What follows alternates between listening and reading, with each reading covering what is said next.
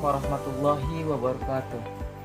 Perkenalkan, nama saya Rahmat Abadi, NIM 2520096, kelas PTIK 3C.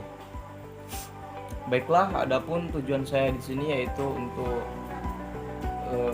menjelaskan tentang materi yang terdapat pada poin nomor 1 dan poin nomor 2. Dua materi ini akan saya jelaskan dan insya Allah akan saya jelaskan secara rinci agar teman-teman, saudara sekalian mudah dalam memahaminya.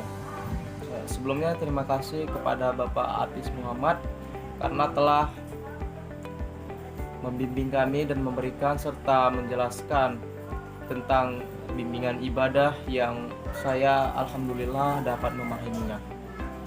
Baiklah, di sini saya akan menjelaskan tentang yaitu yang pertama, hukum penyelenggaraan jenazah, rukun dan syarat dalam memandikan jenazah, adab-adab saat memandikan jenazah, serta tata cara memandikan jenazah.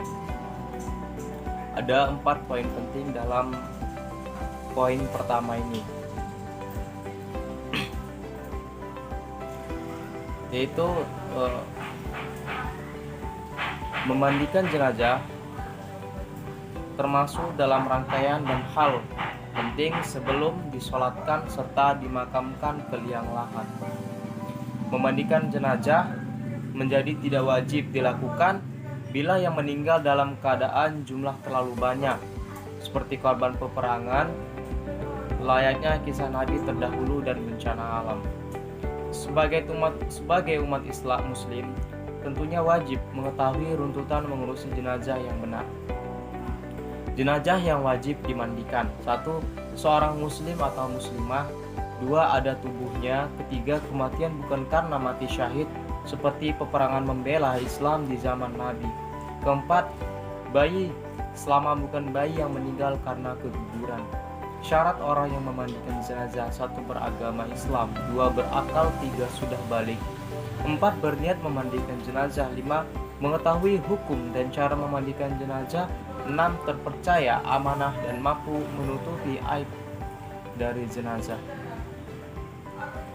Kewajiban sebelum memandikan jenazah: 1. Memejamkan mata jenazah yang terbuka. Sesuai dalil hadis dari Ummu Salamah Hindu binti Abi Humayyah radhiyallahu anha mengatakan, Rasulullah Shallallahu alaihi wasallam mendatangi Abu Salamah yang telah meninggal. Ketika itu kedua matanya terbuka, maka Nabi Shallallahu alaihi wasallam pun memejamkan kedua mata Abu Salamah dan bersabda, sesungguhnya bila ruh telah dicabut, maka pandangan matanya mengikuti. Yang kedua, mendoakan jenazah. Mendoakan jenazah baik dilakukan sebelum maupun sesudah dimandikan. Dari Ma'qil bin Yashar radhiyallahu anhu berkata bahwa Rasulullah Shallallahu alaihi wasallam bersabda, bacakanlah surat Yasin atas orang yang meninggal di antara kalian. Hadis riwayat Abu Daud An-Nasai. Yang ketiga, mengikat dagu jenazah. Syekh Abdullah bin Zibrin rahimahumullah mengatakan, ketika mayit meninggal, tutuplah mulutnya, yaitu karena dikhawatirkan mulut terbuka ketika dimandikan dan ketika dipersiapkan, sehingga hendaknya ditutup sampai bersatu antara gigi dan mulut. Yang keempat, segera mempersiapkan makam. Orang yang berhak mengurus jenazah: 1. Orang yang diwasiatkan. 2. Ulama atau pemimpin agama. 3. Orang tua dari jenazah tersebut. Anak-anak. 4. Anak-anak si jenazah ke bawah. 5. Keluarga terdekat. 6. Kaum muslimin.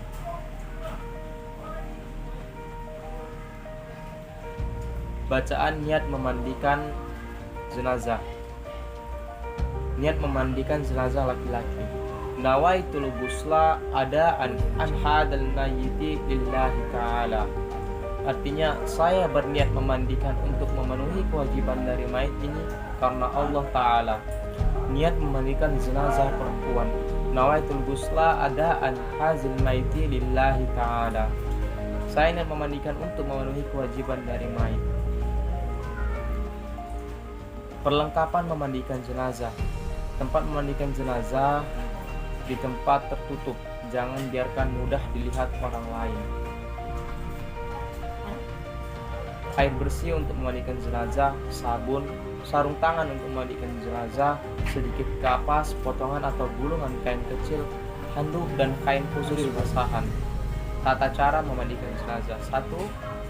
Meletakkan jenazah dengan posisi kepala agak tinggi. Yang kedua, orang yang memandikan jenazah hendaknya memakai sarung tangan. Yang ketiga, ambil kain penutup dari jenazah dan ganti dengan kain basahan agar auratnya tidak terlihat.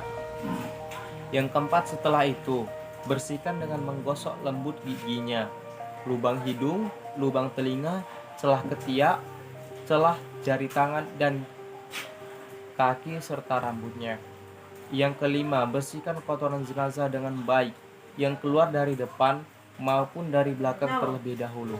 Caranya, tekan perutnya perlahan-lahan supaya kotoran yang ada di dalamnya keluar. Keenam, siram atau basuh seluruh anggota tubuh jenazah dengan air sabun. 7. Siram atau basuh dari kepala hingga ujung kaki dengan air bersih. Siram dengan air bersih. Siram sebelah kanan dahulu, lalu kiri masing-masing 3 kali. 8. Memiringkan jenazah ke kiri. Basuh bagian lambung kanan sebelah belakang. Ke-9, memiringkan jenazah ke kanan. Basuh bagian lambung kirinya sebelah belakang. Ke-10, bilas lagi dengan air bersih dari kepala hingga ujung kaki. Yang ke-11, siram dengan air kapur barus. Yang ke-12, jenazah kemudian diwudukkan seperti orang yang berwuduk sebelum sholat. Yang ke-13, pastikan memperlakukan jenazah dengan lembut saat membalik dan menggosok anggota tubuhnya.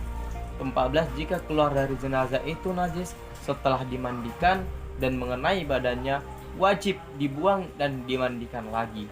Jika keluar najis setelah di atas kafan, tidak perlu diulangi mandinya, cukup hanya dengan membuang najis tersebut. 15. Bagi jenazah wanita, sanggul rambutnya harus dilepas dan dibiarkan terurai ke belakang. Ke-16, keringkan tubuh jenazah setelah dimandikan dengan handuk sehingga tidak membasahi kain kafannya. 17. Selesai memandikan jenazah, berilah wangi-wangian yang tidak mengandung alkohol. Ya, yang kedua yaitu masuk pada poin kedua, yaitu tentang bagian mengkafani jenazah. Yang pertama yaitu tata cara mengkafani jenazah laki-laki. Pertama, siapkan tali pengikat kafan sebanyak 3 hingga 5 utas tali. Letakkan secara vertikal tepat di bawah kain kafan yang akan menjadi lapis pertama. 2. Bentangkan kain kafan lapis pertama yang sudah dipotong sesuai ukuran jenazah. 3. Beri wewangian.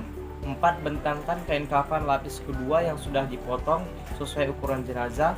5. Beri wangian lagi pada kafan lapis kedua. 6. Bentangkan kain kafan lapis ketiga yang sudah dipotong sesuai ukuran jenazah. 7.